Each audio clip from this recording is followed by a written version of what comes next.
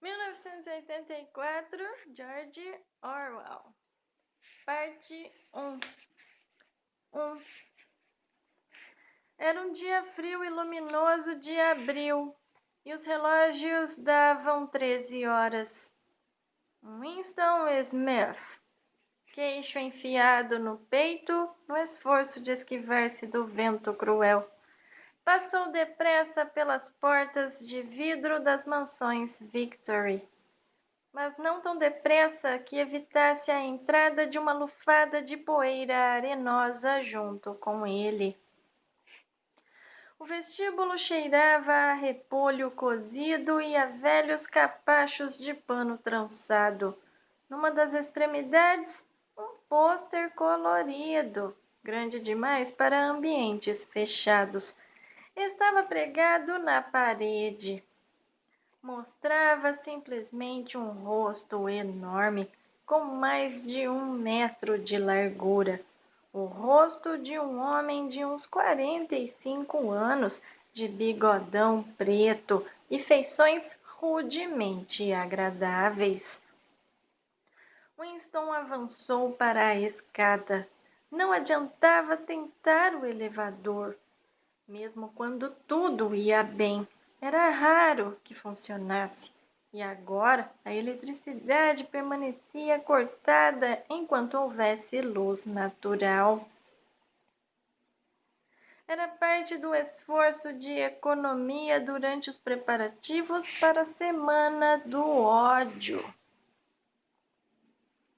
O apartamento ficava no 7º andar e Winston, com seus 39 anos e sua úlcera varicosa acima do tornozelo direito, subiu devagar, parando para descansar várias vezes durante o trajeto. Em todos os patamares, diante da porta do elevador, o pôster com o rosto enorme fitava-o da parede. Era uma dessas pinturas realizadas de modo a que os olhos o acompanhem sempre que você se move. O grande irmão está de olho em você, dizia o letreiro embaixo. No interior do apartamento, uma voz agradável lia alto uma relação de cifras que de alguma forma dizia respeito à produção de ferro gusa. A voz saía de uma placa oblonga de metal semelhante a um espelho fosco, integrada à superfície da parede da direita. Winston girou um interruptor e a voz diminuiu um pouco, embora as palavras continuassem inteligíveis. O volume do instrumento, chamava-se teletela, podia ser regulado, mas não havia como desligá-lo completamente. Winston foi para junto da janela. O macacão azul usado como uniforme do partido não fazia mais que enfatizar a magreza de seu corpo frágil, miúdo. Seu cabelo era muito claro, o rosto naturalmente sanguíneo, a pele áspera por causa do sabão ordinário, das navalhas cegas e do frio do inverno que pouco antes chegara ao fim. Fora, mesmo visto através da vidraça fechada, o mundo parecia frio. Lá embaixo na rua, pequenos rodamuinhos de vento formavam espirais de poeira e papel picado e, embora o sol brilhasse e o céu fosse de um azul áspero, a impressão que se tinha era de que não havia cor em coisa alguma, a não ser nos pôsteres colados por toda parte. Não havia lugar de destaque que não ostentasse aquele rosto de bigode negro a olhar para baixo. Na fachada da casa, logo do outro lado da rua, via-se um deles. O grande irmão está de olho em você, dizia o letreiro. enquanto os olhos escuros pareciam perfurar os de Winston. Embaixo, no nível da rua, outro pôster, esse com um dos cantos rasgado, adejava operosamente ao vento, ora encobrindo, ora expondo uma palavra solitária. Só sim. Ao longe, um helicóptero, voando baixo sobre os telhados, pairou um instante como uma libélula e voltou a afastar-se a grande velocidade, fazendo uma curva. Era a patrulha policial bisbilhotando pelas janelas das pessoas. As patrulhas, contudo, não eram um problema. O único problema era a polícia das ideias. Por trás de Winston, a voz da teletela continuava sua lenga-lenga infinita sobre o ferro gusa e o total cumprimento, com folga, das metas do 9º plano trienal. A teletela recebia e transmitia simultaneamente todo o som produzido por Winston que ultrapassasse o nível de um sussurro muito discreto seria captado por ela. Mas, enquanto Winston permanecesse no campo de visão enquadrado pela placa de metal, além de ouvido, também poderia ser visto. Claro. Não havia como saber se você estava sendo observado num momento específico. Tentar adivinhar o sistema utilizado pela polícia das ideias para conectar-se a cada aparelho individual ou a frequência com que o fazia não passava de especulação. Era possível, inclusive, que ela controlasse todo mundo o tempo todo. Fosse como fosse, uma coisa era certa: tinha meios de conectar-se a seu aparelho sempre que quisesse. Você era obrigado a viver e vivia em decorrência do hábito transformado em instinto, acreditando que todo som que fizesse seria ouvido e, se a escuridão não fosse completa, todo movimento examinado meticulosamente. Winston mantinha as costas voltadas para a teletela. Era mais seguro. Contudo, como sabia muito bem, mesmo as costas de uma pessoa podem ser reveladoras. A 1 quilômetro de distância, o Ministério da Verdade, onde ele trabalhava, erguia-se vasto e branco por sobre a paisagem encardida. Aquela, pensou com uma espécie de contrariedade difusa, aquela era Londres, principal cidade da faixa aérea 1, terceira mais populosa das províncias da Oceânia. Tentou localizar alguma lembrança de infância que lhe dissesse se Londres sempre fora assim. Será que sempre houvera aquele cenário de casas do século XIX caindo aos pedaços, paredes laterais escuradas com vigas de madeira, janelas remendadas com papelão, telhados reforçados com chapas de ferro corrugado, decrépitos muros de jardim adernando em todas as direções? E os lugares bombardeados, onde o pó de gesso dançava no ar e a salgueirinha crescia e se espalhava sobre as pilhas de entulho?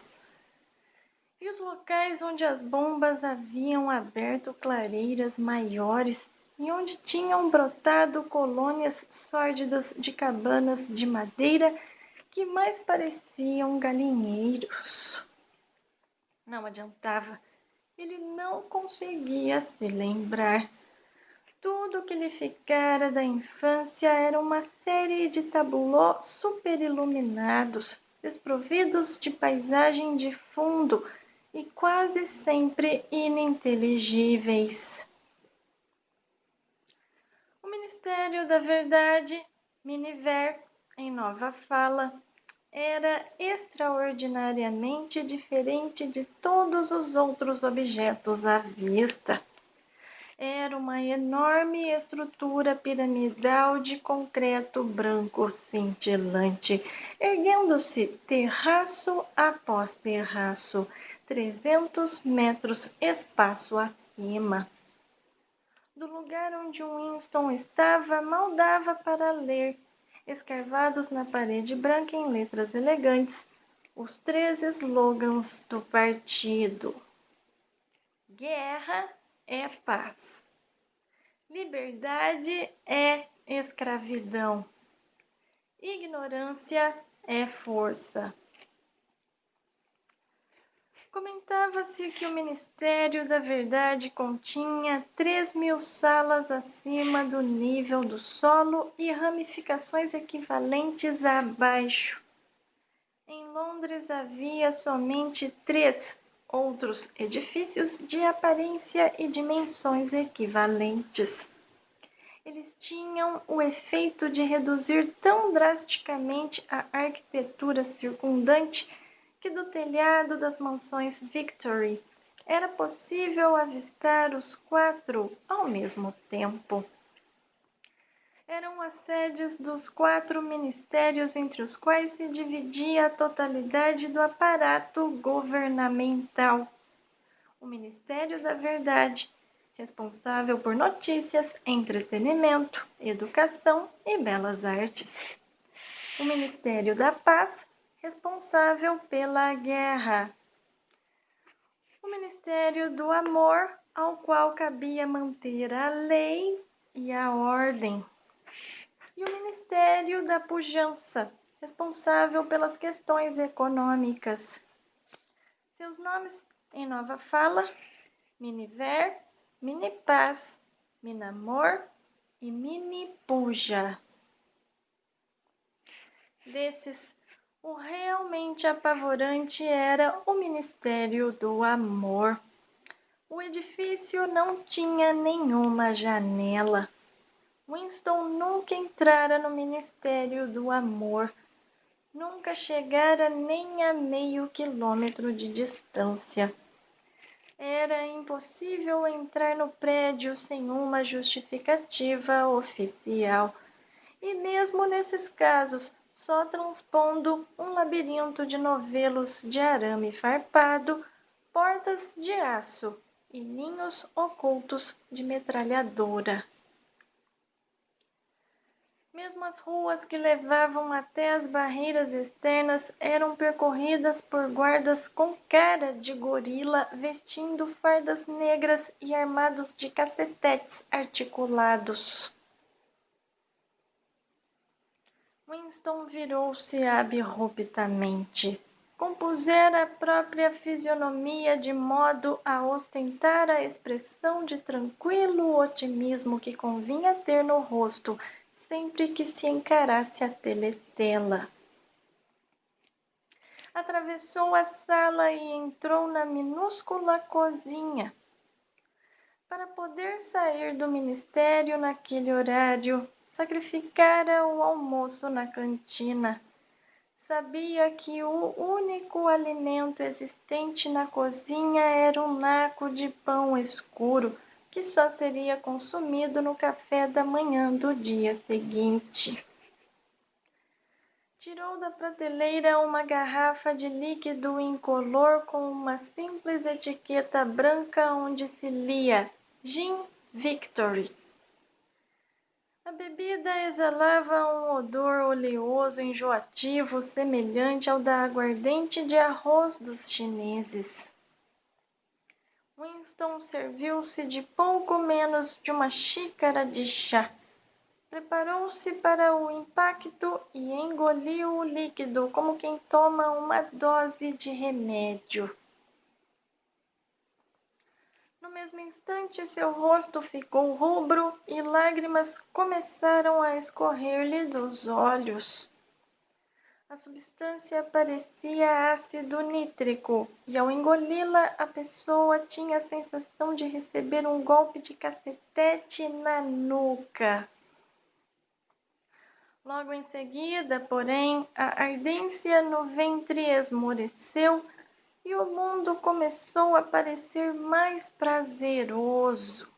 Tirou um cigarro de um maço amarrotado onde estava escrito Cigarros Victory e imprudentemente segurou-o na vertical, o que fez com que o recheio de tabaco caísse ao chão. Na tentativa seguinte, teve mais sorte. Voltou para a sala de estar e sentou-se junto a uma mesinha que ficava à esquerda da teletela. Abriu a gaveta da mesa e tirou um porta-penas, um vidro de tinta e um caderno grosso, formato em quarto, sem nada escrito, de lombada vermelha e capa marmorizada.